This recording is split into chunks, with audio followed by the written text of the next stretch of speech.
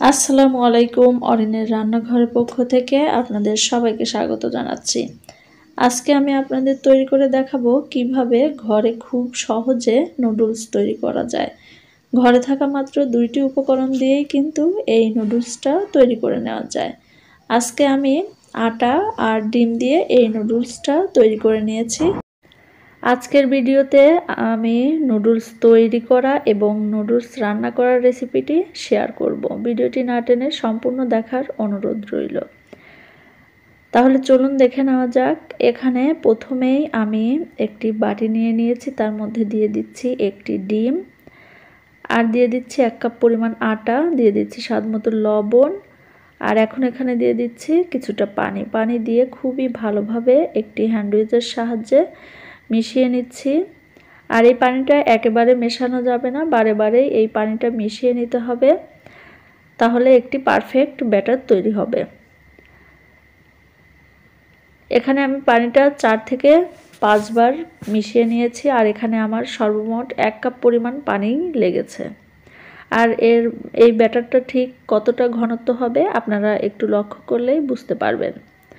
ব্যাটারটা তৈরি হয়ে গেছে। এখন এখানে আমার এই নুডলসটা তৈরি করার জন্য লাগবে একটি বোতল, আর এই বোতলের যে মুখটা ছিল সেটা আমি একটু ছিদ্র করে নিয়েছি। আর এখন এখানে আমি সেই ব্যাটারটা ঢেলে নিচ্ছি। এখন চুলায় একটি প্যান দিয়ে দিয়েছি, আর প্যানটা অল্প আছে, আমি কিছুক্ষণ গরম করে নিয়েছি আর একটু তেল ব্রাশ করে নিয়েছি। এখন এখানে আমি বোতলটা ঘুরিয়ে এই নুডলসটা তৈরি করে নিচ্ছি। আর এই নুডলসটা ঠিক কিভাবে তৈরি করে নিচ্ছি সেটা আপনারা একটু লক্ষ্য করলেই বুঝতে পারবেন। এর উপরের কালারটা যখন চেঞ্জ হয়ে যাবে তখন এই নুডলসটা আমি চুলা থেকে নামিয়ে নিচ্ছি। এখন আবারও আমি একইভাবে নুডলসটা তৈরি করে নিচ্ছি। আর এটা তৈরি করতে কিন্তু খুব বেশি সময় লাগবে না, সর্বমোট 5 থেকে 6 মিনিট সময় লেগেছে।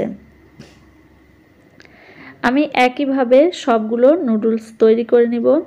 আর এই নুডলসটা কিন্তু খুবই স্বাস্থ্যসম্মত। ঘরে তৈরি জিনিস সবসময় স্বাস্থ্যসম্মতই হয়ে থাকে। এজন্য আপনারা বাজারের যে নুডলসটা পাওয়া যায় সেটার থেকে এটা একটু হলেও বেশি টেস্টি হবে। আপনারা একবার হলেও এই নুডলসটা বাসায় বানিয়ে খেয়ে দেখবেন, তাহলে বুঝবেন যে বাজারের নুডলসের চাইতেও এটা খেতে বেশি মজার। আপনারা অবশ্যই এই রেসিপিটি বাসায় ট্রাই করবেন। একইভাবে আমি সবগুলো নুডলস তৈরি করে নিয়েছি, আর দেখতে পাচ্ছেন এই নুডলসটা কতটা ঝরঝরে হয়েছে, আর একটার সঙ্গে কিন্তু আরেকটা লেগে যাচ্ছে না। এখন আমি এই নুডলসটা রান্না করে নিব। এজন্য এখানে আমি চুলায় একটি প্যানে কিছুটা তেল দিয়ে দিচ্ছি, আর এখন তেলটা গরম হয়ে গেলে এখানে দিয়ে দিচ্ছি রসুন কুচি আর দিয়ে দিচ্ছি পেঁয়াজ কুচি। এখন এই পেঁয়াজ আর রসুনটা কিছুক্ষণ ভেজে নিতে হবে। আপনারা যদি এই নুডলসটা সংরক্ষণ করতে চান তাহলে একটু বেশি পরিমাণে বানিয়ে এই নুডলসটা কিন্তু আপনারা ফ্রিজে রেখে 1 মাস পর্যন্ত খেতে পারেন। আর এই নুডলসটা খেতে কিন্তু ভীষণই দারুণ। এখন এখানে আমি সবজি দিয়ে দিচ্ছি। প্রথমে দিয়ে দিলাম গাজর, আর দিয়ে দিচ্ছি বাঁধাকপি। আর গাজর আর বাঁধাকপিটা আমি কিন্তু একদম কুচি করে দিয়ে দিয়েছি। এখন খুবই ভালোভাবে নেড়েচেড়ে এই সবজিগুলো আমি রান্না করে নিব। আর এই পর্যায়ে কিন্তু চুলার আঁচটা একদম হাই হিটে রেখেছি।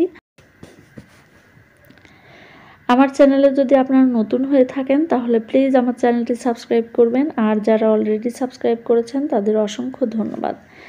এখন এখানে আমি একটি টমেটো দিয়ে দিচ্ছি। এখন আরও কিছুক্ষণ ভেজে নিয়ে এখানে আমি একটা ডিম দিয়ে দিব। এখন এখানে আমি একটা ডিম দিয়ে দিচ্ছি। এখন ডিমটা আমি ভেজে নিচ্ছি।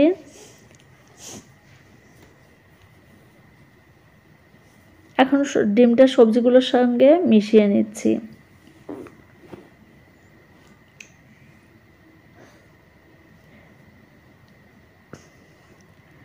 এখন এখানে দিয়ে দিচ্ছি প্রাণ স্বাদের মশলা।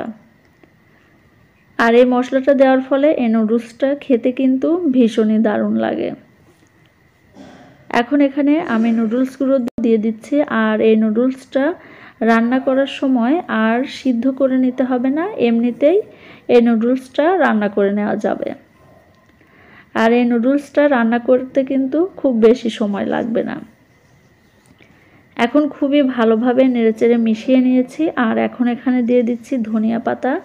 এখানে সবজি যার যার পছন্দ মতো দিয়ে দিতে পারেন। এখন এখানে কিছুটা লবণ দিয়ে দিচ্ছি। এখন খুবই ভালোভাবে নেড়েচেড়ে মিশিয়ে নিচ্ছি। আর এখন এখানে 1 চা চামচ সয়া সস দিয়ে দিচ্ছি। আর এই নুডলসটা খেতে অসম্ভব মজার হয়েছিল। আপনারা অবশ্যই এই রেসিপিটি বাসায় ট্রাই করবেন। নুডলসটা তৈরি করা হয়ে গেছে, এটা খেতে কিন্তু ভীষণই দারুণ হয়েছিল।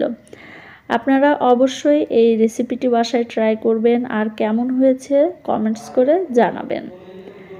ভিডিওটি সম্পূর্ণ দেখার জন্য আপনাদের অসংখ্য ধন্যবাদ। সবাই ভালো থাকবেন, সুস্থ থাকবেন। আল্লাহ হাফেজ।